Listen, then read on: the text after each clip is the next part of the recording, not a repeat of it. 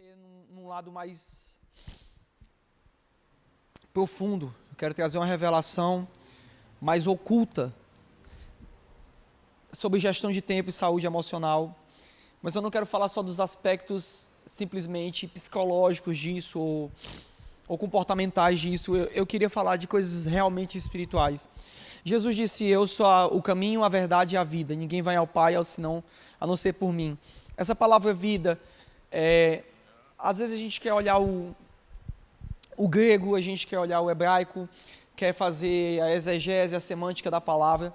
Quando Jesus diz: eu sou a vida, uma das formas que o Espírito Santo me fez de entender vida é vida, eu sou a vida. Eu sou acordar, tomar café, fazer o trabalho, organizar, vida.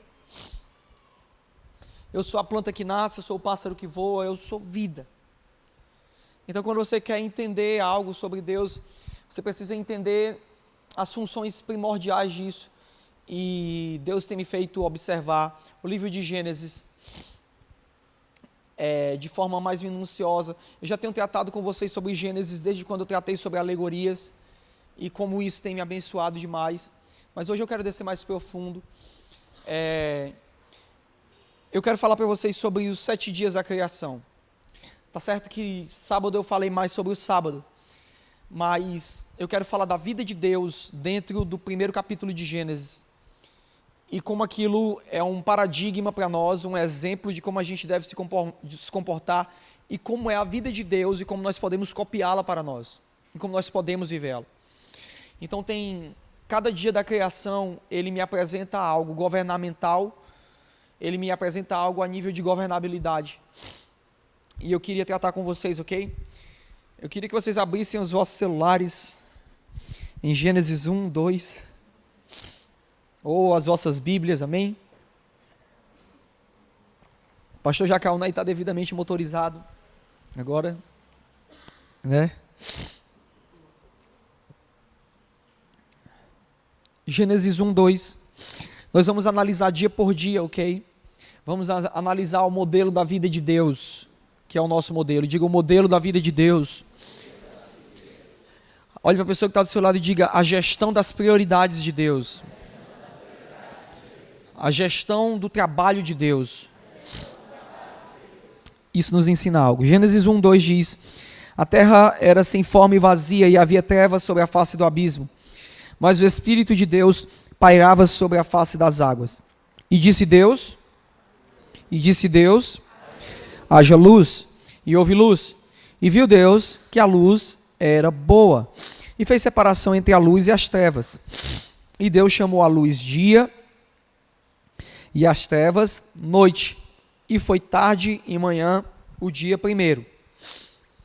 A primeira coisa que Deus nos ensina na sua forma de trabalho, a gente precisa entender que o tempo ele começa a existir agora. Deus ele vivia na esfera da eternidade. E Deus ele começa a ensinar para o homem, ele começa a ensinar através de um modelo bíblico, ele começa a ensinar como o homem deve se comportar e como deve ser a rotina de semana. Eu vou falar de rotina de semana, mas a rotina da vida do homem. E a primeira coisa que deixa bem claro é que tudo estava no caos, tudo estava desordenado. E talvez essa é a situação da vida de muitas pessoas. Há caos, há desordem, há confusão, e muitas pessoas se encontram às vezes no abismo. Eu tenho lidado com muitas realidades de aconselhamento, de pessoas que têm vivido diante de um abismo financeiro, ou de um abismo emocional, ou de um abismo espiritual. E essas pessoas colocam a culpa no diabo. Mas a única coisa que eu tenho entendido é que não tem a ver com o diabo, mas tem a ver com a gestão do tempo e a governabilidade sobre aquilo que Deus te entregou. Então, o diabo só aparece depois. Na realidade, o problema está em você. Então, no modelo operacional de trabalho de Deus, o primeiro dia de Deus é marcado por uma coisa. Então, o primeiro conselho, eu quero definir isso em 6 dias, 7 dias, 7 conselhos.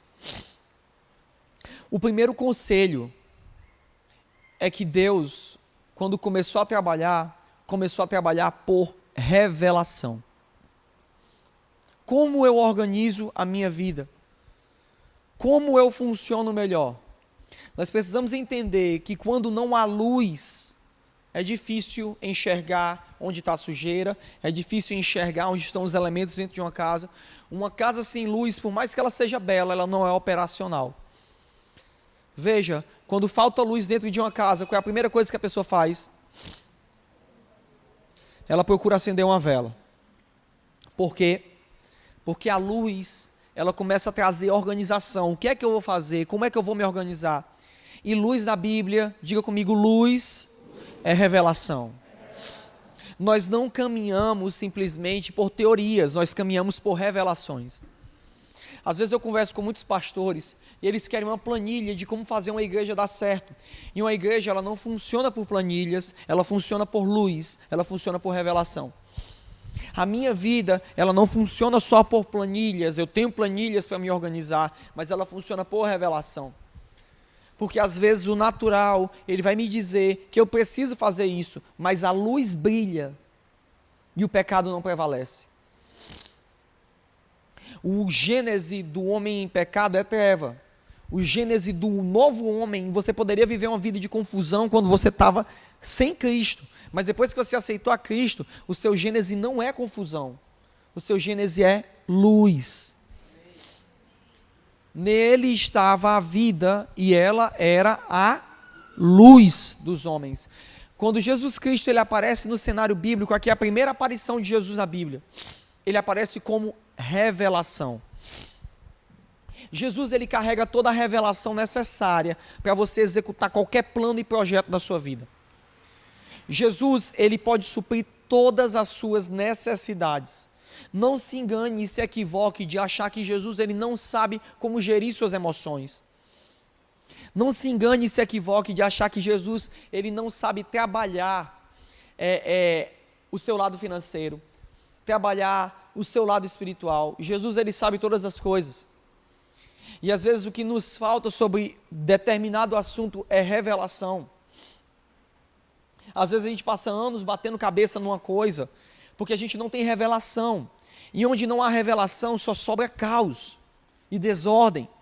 Quando a luz vem, diga, quando a luz vem, inicia-se um processo de ordem. Então você precisa entender que para a atual desordem que talvez você viva na sua vida, você também que está me assistindo, você precisa entender que o primeiro passo não é buscar uma nova metodologia, não é buscar um novo livro, não é buscar algo novo. O primeiro passo é buscar a luz de Deus, buscar a revelação do Senhor, buscar entendimento claro do que Deus fala. E no novo pacto, a gente precisa entender que nós não estamos simplesmente cravados na lei. A nossa mentalidade, ela precisa transicionar. Assim como a gente fez uma transição, que muitas vezes na nossa boca, nós como tratamos isso, né? Nós confessamos que somos conservadores, confessamos que somos a favor da família, mas muitas vezes a nossa cabeça ela está funcionando de forma marxista, está funcionando de forma no lado do progressivismo cultural. Então a gente precisa entender também que às vezes a gente passa por um problema. Esse problema é que a nossa confissão é que nós vivemos um novo pacto, mas a gente se comporta e pensa como o antigo pacto. A gente se comporta dessa forma. A gente acha, a gente sabe, não, Jesus Cristo, ele é poderoso, ele não está limitado, só que a cabeça pensa assim, não, eu preciso ir para o culto. Então a gente precisa entender que na nossa cabeça, você precisa entender isso pelo Espírito. E quando eu falo entender isso pelo Espírito, não é que é uma coisa complicada, é que você precisa receber isso por fé. Receber isso por fé. De que existe a palavra escrita do Senhor, mas existirá um outro tipo de palavra que te conduz diariamente e te conduz em toda circunstância da sua vida, que é o rema. Essa palavra ela é direta. Essa palavra ela não dá rodeios. Essa palavra ela vem e soluciona problemas. E à medida que você dá liberdade ao Espírito Santo, ele vai trabalhar também a autoridade sobre a sua vida. Qual o nível de liberdade que você dá ao Espírito Santo sobre suas escolhas? Eu permiti que ele fosse participante de todas as minhas escolhas, e isso tem me feito muito bem. Entende? Então o primeiro passo para a rotina de trabalho, da agenda de trabalho de Deus, no primeiro dia da criação, é o quê? luz, revelação. Se eu vou começar alguma coisa, eu começo por revelação. Versículo 6 diz, e disse Deus, haja um firmamento no meio das águas. Volto aqui para o primeiro dia, perdão, esqueci de dizer uma coisa. Quando você olha a gematria do número 1 na Bíblia, você entende que ele está falando de primícia. E toda primícia precisa ser observada porque ela é um fenômeno. Ela é um fenômeno. Gênesis 1 começa com luz, João 1 começa com luz. Consegue entender? Então, volto a salientar que vai começar alguma coisa para Deus, você quer começar alguma coisa em nome de Deus, precisando de favor de Deus, você precisará de revelação, ok? Vamos para o versículo 6, e disse Deus, haja um firmamento no meio das águas, e haja separação entre águas e águas, e fez, pois, Deus o firmamento, e separou as águas que estavam debaixo do firmamento, das águas que estavam por cima do firmamento. E assim foi. E chamou Deus ao firmamento céu. E foi tarde e manhã o segundo dia. Quando a gente fala do segundo dia, o segundo conselho que existe na agenda de Deus, o número 2, na gematria bíblica, ele representa o dualismo. E quando eu olho a síntese da palavra, o significado dela, assimilativo de águas na Bíblia, nós bem sabemos que água representa governo, ok? Água representa governo. Então algo acontece, existem águas que estão debaixo do firmamento, são as águas da terra, e existem águas que estão acima no firmamento, são as águas do céu, ok? Quando ele sopra, águas ficam em cima, tá entendendo? Imagine uma bolha d'água. Imagine tá entendendo? Uma bolha d'água. E Deus sopra no meio da bolha. Vai criar um vácuo, não vai, por causa do ar? Então você pega essa bolha, vamos dizer como eu estou aqui, quando você sopra num copo, e o fundo do copo fica liso porque você soprou ar, tá entendendo? Esse vácuo que ele criou uma camada atmosférica. Então tem águas de cima e águas de baixo, mas ali para mim, esse dualismo, esse número 2, a água de baixo, que é a água da criação, é dessa água que ele vai falar no próximo versículo, que, olha como é interessante, ele diz, a água deu vida, e que nasceram-se os peixes, e nasceram-se os monstros marinhos. Sabe uma coisa que é interessante de entender? É que a Bíblia não diz que Deus fez a água. Né? Logo entende-se que a água é um elemento eterno. E não sei como explicar isso. E ela tem capacidade de criar vida. E se você for olhar no próximo versículo, você vai ver que tem uma coisa que é muito estranha. Que a Bíblia diz, e a água deu vida, e deu-se peixes e aves. Como assim? Não era para dar peixes, se fosse seguindo a linha do processo evolutivo. Aí era para dar animais terrestres, e depois as aves. É porque, gente, aqui está a governabilidade das águas. Tem águas que geram vida embaixo, e tem águas que geram vida em cima. Aqui eu quero trazer um entendimento para você. Essa distinção das águas, águas de baixo e águas de cima, elas estão comunicando para mim que há uma distinção de realidade. Existe a realidade que é eterna. Deus chamou ela de céu. Existe a realidade que é natural. E eu não estou dizendo que uma é mais realidade do que a outra. Eu estou dizendo que existem coisas que são concernentes só até em cima. E existem coisas que são concernentes ao que é natural. Existem coisas que são eternas. Existem coisas que são naturais. Sabe, esse versículo, ele é escondido dentro da Bíblia, falando de tem coisas que você resolve na terra e tem coisas que você resolve no céu. Quando você lê Josué capítulo 15, versículo 19, quando é a entrega da herança da família de Caleb, uma das filhas de Caleb diz o seguinte, respondeu ela falando para o seu pai, dá-me um presente, porquanto me destes a terra no Neguebe, dá-me também as fontes da água. Então lhe deu as fontes superiores e as fontes inferiores. Esta é a herança da tribo dos filhos de Judá, segundo as suas famílias. Isso é uma comunicação para mim muito profunda sobre governabilidade. Como assim? Distinção de realidades. A gente precisa saber quando algo é resolvido espiritualmente e quando algo é resolvido naturalmente. A gente precisa entender quando o problema é espiritual, águas de cima, e quando o problema é natural. O problema é que às vezes a gente tem um problema natural e a gente quer beber da fonte de cima. E às vezes nós temos um problema espiritual e queremos beber da fonte de baixo. E isso não vai nos ajudar a trabalhar entendendo os governos. A gente precisa saber quando se é necessário ter socorro do céu ou quando se é necessário ir no médico e tomar vitamina D. Eu pensava que estava passando por um problema espiritual. Fui no médico, o médico disse, não, você está com problema, cansado, porque você não toma mais sol. O meu problema não eram as águas de cima, porque eu estava orando, eu estava buscando ao Senhor. O meu problema eram as águas de baixo. Eu precisava usufruir daquilo que Deus me deu para a vida, o sol, fazer exercícios, tomar vitamina D. Consegue entender o que eu estou querendo dizer? Esse problema, ele não era espiritual, era um problema natural.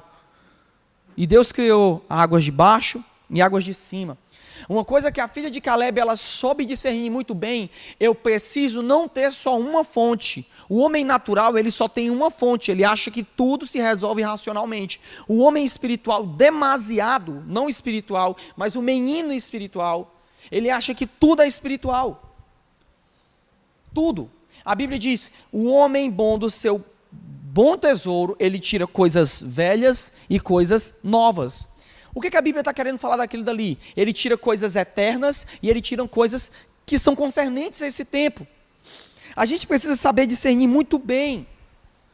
Quando o problema é ir na farmácia e entender que eu estou passando por um problema financeiro e entender que não é nenhum anjo, nenhum demônio, o que eu tenho que fazer é quebrar um cartão de crédito. Ou então ir no meu banco e renegociar a dívida. Isso é água de baixo. Agora temos problemas que eu estou passando, eu vejo que para estabelecer algo, o reino, numa dita região, eu vejo que é problemático. Aí o que eu vou fazer? Vou fazer protesto com a polícia. Isso é beber da água de baixo. Eu vou para cima. Esse tempo, esse período que nós vivemos na eleição do Brasil, nós precisávamos beber da água de baixo. Precisávamos nos posicionar, porque os anjos não têm títulos de eleitor. Quem tem título de eleitor sou eu. Só que agora, vencida a batalha nas águas de baixo, agora nós precisamos vencer a batalha nas águas de cima. E essa oração dessa menina, para mim, ela é muito poderosa. Senhor, e isso para mim representa uma igreja que é madura de discernir, porque ela fala com o seu marido e diz, ela diz assim, ela olha e diz o seguinte, marido, peça ao meu pai as fontes. E o marido fica sem saber o que fazer. E essa mulher representando uma igreja que toma postura, ela chega para o pai, quando o pai percebe, porque o pai percebe o que você necessita. Pai Caleb olha e diz, o que você quer? Ele diz, peço-te, já que tu me colocaste no Negueb, que é um deserto, dá-me também as fontes superiores e as fontes inferiores. A batalha nessa era não se vence só com armas naturais, também se vence com armas espirituais. Então a primeira coisa que eu preciso, revelação. Segunda coisa, acesso às fontes superiores e às fontes inferiores. Estão comigo? E disse Deus, ajuntem-se num só lugar as águas que estão debaixo do céu, e apareça o elemento seco. Até então não existia terra. Agora começa a existir terra. E assim foi. Chamou Deus ao elemento seco terra, e ao ajuntamento das águas mares. E viu Deus que isso era bom. E disse Deus, produz a terra relva, ervas que deem semente, e árvores frutíferas, que segundo as suas espécies deem fruto, e que tenham em si a sua semente sobre a terra. E assim foi. A terra, pois, produziu relva, as ervas que davam semente segundo as suas espécies, e as árvores que davam fruto, que tinham em si a sua semente, segundo a sua espécie. E vi Deus que isso era bom. E foi tarde de manhã, o dia terceiro. O terceiro dia, o número 3, é o número da perfeição. E esse número, ele fala da perfeição restauradora de Deus. E quando eu olho para esse terceiro dia, ele me comunica uma coisa. A primeira coisa que Deus faz, quando ele inicia um trabalho, ele libera a revelação. A primeira coisa que um filho de Deus precisa fazer, buscar a revelação. A segunda coisa, definir o que é que se resolve naturalmente e o que é que se resolve espiritualmente. A terceira coisa, produção. Depois que teve a revelação, depois que se definiu de onde vinham-se as coisas, Deus não ficou ocioso. O problema é que talvez tem pessoas que têm revelação até demais. Gente, eu conheço verdadeiras enciclopédias bíblicas que nunca produziram nada. Elas sabem tudo no grego. Elas sabem tudo no hebraico. Elas têm teologia demais. Tem pessoas que vivem de escola em escola, evento em evento, e elas não produzem nada. Sabe por quê? Porque elas são ociosas. Elas não colocam em prática aquilo que elas recebem. Não adianta de nada. Eu vou te dizer uma coisa. Com mais luz, mais responsabilidade. Quanto mais luz você tem sobre um assunto, quanto mais revelação você tem sobre um assunto, você precisa entender que seu nível de juízo aumentou. Deus não vai requerer de você coisas que você não sabe, mas coisas que você sabe, Deus vai requerer isso. Porque luz, diga comigo, luz é revelação. Então eu entendo que quando eu começo a caminhar por revelação, quando eu divido a governabilidade, isso aqui é espiritual. Isso aqui, eu não estou falando de separação, estou falando de distinguir. Saber distinguir as coisas. Saber distinguir algo. A terceira coisa que você precisa fazer, você precisa ser produtivo. Saber usufruir das sementeiras que Deus te deu. Aí eu te pergunto, quais foram as sementes que Deus deu na sua mão? Poxa, pastor, se Deus me desse aquilo que Deus deu para o Emerson, se Deus me desse aquilo que Ele deu para a Rayane, se Deus me desse aquilo que Ele deu para o irmão Olímpio, você precisa entender, a terra produziu semente, cada um a sua espécie. Vou repetir, a terra produziu semente, cada um a sua espécie. A espécie da semente do Elias é uma, a espécie da semente do Kleiber é outra, a espécie do Renier é outra. Pega a tua semente, potencializa ela, trabalha ela, para de reclamar pelo aquilo que você não tem e começa a trabalhar pelo aquilo que Deus plantou na sua vida. Produza, produza, produza. Deixe de reclamar pelo dom que você não tem e comece a olhar os dons que Deus colocou na sua vida. Não há uma pessoa que não tenha nascido com um dom. Por mais esculhambado que você seja. Ok. 4. Disse Deus, haja luminares no firmamento do céu, para fazer a separação entre o dia e a noite. Sejam eles para sinais e para estações, para os dias e para anos. Versículo 18, para governar o dia e a noite, e para fazer separação entre a luz e as trevas. E viu Deus que isso era o quê? E foi tarde de manhã, o dia 4. Amém?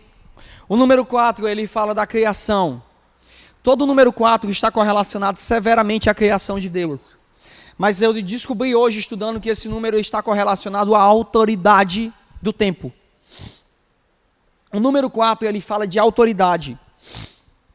E quando Deus estabelece, é muito interessante, todo dia tinha tarde e manhã, mas o sol e a lua só foram criados no quarto dia, né? É uma coisa complicada. Mas eu vou tirar a lição disso, o que é que ela significa. Quando Deus estabelece sol e lua, Ele estabeleceu figuras de autoridade sobre o homem. Porque o homem não respeita aquilo que está debaixo dos seus pés. Por isso que ele não colocou o sol e a lua como elementos de autoridade, de definição de tempos na terra. Ele colocou no céu, para que o homem pudesse olhar e ter referencial. Quando Deus quer nortear uma geração, Ele vai levantar pessoas. Consegue entender? Quando Deus levanta uma pessoa, Ele não está levantando para humilhar, Ele está levantando para estabelecer referencial. Porque Deus te levantou, líder, te levantou para estabelecer referencial. E a coisa interessante é que Deus, depois que estabelece o sol e a lua, ele trabalha debaixo da autoridade do sol e da lua. Deus, ele soube reconhecer autoridades. Você precisa saber trabalhar com as coisas e as pessoas que Deus te dá. E com aquilo que Deus te confiou. Não é só produzir por produzir. O dia foi feito para o trabalho, a noite foi feita para o sono. Deus estabelece o número 4, é um número poderosíssimo. São 4 pontos cardeais, são 4 estações do ano, são 4 fases da lua, são números correlacionados à criação. E esses números, eles determinam a agenda do homem. O homem não planta simplesmente quando ele quer, ele planta dependendo da estação. Ele depende. Então isso me ensina que eu preciso saber trabalhar sobre 2 coisas, ok? Eu preciso saber lidar com a autoridade. Eu preciso reconhecer 2 níveis de autoridade. Primeiro, revelação. Segundo, definir o que é natural e o que é espiritual. Terceiro, eu tenho que saber a perfeição do Senhor e ter produtividade. E quarto, eu preciso saber reconhecer a autoridade de 2 coisas: tempo e locais. Tempo e locais. Eu preciso saber, é tempo de eu fazer tal coisa? É tempo de eu inventar isso? É tempo de eu ousar nisso? E segunda pergunta, é local também para mim ousar isso? É o local apropriado. Tem pessoas que estão vivendo caos na sua vida porque elas estão no tempo errado e no local errado. Por isso Deus estabeleceu referenciais. Sol e lua. Quando a Bíblia fala do sol, ela está falando dos gentios, são as autoridades do mundo gentílico. Por isso, quando a Bíblia fala do sol, o mundo ele seguia pelo sol, o calendário é solar. Quando Deus está falando a Israel, todos os sinais em Israel são na lua. Por isso que quando sai uma lua de sangue, o judeu ele fica atento, porque ele sabe que é um sinal para Israel. Ou seja, quem são as pessoas que Deus está levantando para você? Você tem reconhecido a autoridade dessas pessoas? Ah, eu só reconheço aquilo que é espiritual, então você só é uma pessoa governada pela lua. Porque Deus também tem autoridades seculares. Ele também tem o sol. Não adianta. A gente precisa saber trabalhar. Como eu lido com as autoridades do meu trabalho? E como eu lido com as autoridades eclesiásticas que Deus estabeleceu sobre a minha vida? Porque essas autoridades são autoridades governamentais. Às vezes o local que eu estou, você precisa perguntar, eu estou no local certo? Eu estou no tempo correto? Talvez você está no local certo, mas o tempo não é correto. Ou talvez você está no tempo correto, mas está no local errado. Porque Deus te direcionou, Deus te deu uma palavra, te capacitou, mas você está no local errado.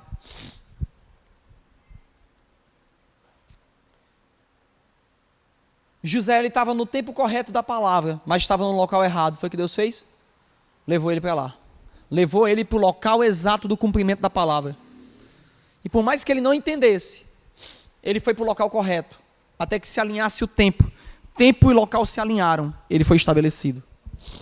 Você precisa ter essa preocupação. Senhor, eu estou no tempo correto. Senhor, eu estou no local correto. Ok? Reconhecer isso. Depois que eu reconheço tempo e local, chega o 5º dia. E o 5º dia é a criação dos animais da terra. E é interessante que os animais, eles comem da relva da terra. Ou seja, você tem revelação, você soube distinguir as coisas, você começou a produzir, é bênção. Você soube definir quem eram as autoridades seculares e quem eram as autoridades que Deus estabeleceu sobre a sua vida. Agora entra esse nível, que é o número 5, que é o número da graça. O homem foi criado dentro do mesmo sistema que todos os outros animais.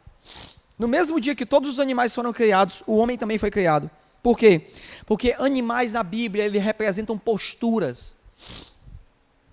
Quando Deus queria falar de Jesus, Jesus, o leão da tribo de Judá. Quando Jesus foi se referir ao rei Herodes, ele disse, vai e dize àquela raposa. Quando ele se referiu A Roma, ele disse, as águias têm o seu ninho, porque o estandarte do escudo romano era uma águia. Quando Deus se referiu ao profeta Daniel acerca das ações que viriam sobre a terra, ele usou símbolos animalescos, porque os animais, eles representam relacionamentos e pessoas. E a palavra de Deus é: governe, saiba lidar, gerencie. Então você precisa saber lidar com as pessoas que Deus colocou sobre a sua vida. Amigo, deixa eu te dizer uma coisa. Se todo discípulo fosse perfeito. Se todo discípulo fosse perfeito. Se toda... Imaginou? Todo discípulo é aquele que você fala assim, vai, aí ele vai e faz do jeito que você... Não é, filho. Não é. Tem ovelha, tem cordeiro, mas tem bode também. Tem cobra. Eita, pastor, a cobra tem jeito? Não, tem sim. Quando tem um líder correto, a cobra se transforma em cajado. Tá certo? Quando tem um líder correto, a mão leprosa se transforma em mão curada. Quando tem um líder correto, o sangue se transforma em água. E a água se transforma em vinho. Então a questão é a sua governabilidade sobre essas pessoas. Não desacredite de ninguém. O 5º dia é o dia da graça. Chega o último dia, o 6º dia, que é o dia da criação do homem. Eis que vos tenho dado, o versículo 29, todas as ervas que produzem sementes, as quais se acham sobre a face da terra, bem como todas as árvores que há fruto que dê semente, servos-ão para mantimento. E todos os animais da terra, e todas as aves do céu, e todo ser vivente que se arrasta sobre a terra. Eu tenho dado todas as ervas verdes como mantimento. E assim foi. E viu Deus tudo quanto fizera, e eis que era muito bom, e foi tarde de manhã, o dia 6º. E é interessante que no texto anterior vai dizer assim: frutifique, multiplique-se e domine sobre a terra. Se você fizer todas essas coisas, os 5 elementos, você vai formar a imagem do homem perfeito, conforme a semelhança de Deus. Essa é a figura do homem de Deus. Ele sabe trabalhar nas 2 esferas, ele é produtivo, ele sabe lidar com relacionamentos, ele trabalha por revelação. Esse é o modelo de homem perfeito. Daí ele cumpre 3 funções. Primeiro, ele frutifica. Ele é fértil. Ele não só frutifica, ele multiplica. Esse multiplicar de Deus aí não era simplesmente só, porque preste atenção, Deus disse para ele: frutificai e multiplicai, ok? Esse frutificar significa agora, aquilo que eu te dei, você vai fazer crescer. E esse multiplicar significa, o que eu te dei, você fez crescer, você vai dividir entre os seus, e vai aumentar a governabilidade sobre a terra.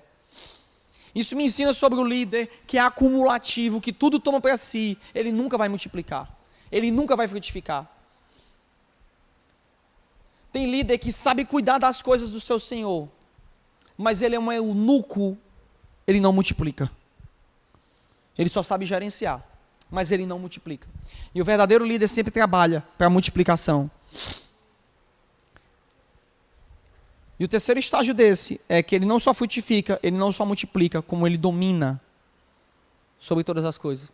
Entenda, tudo que Deus te deu, as águas, de cima e de baixo, as sementes que Deus colocou, os sonhos que Deus colocou, as pessoas que Deus colocou, Deus tem uma palavra para você: domine sobre todas elas.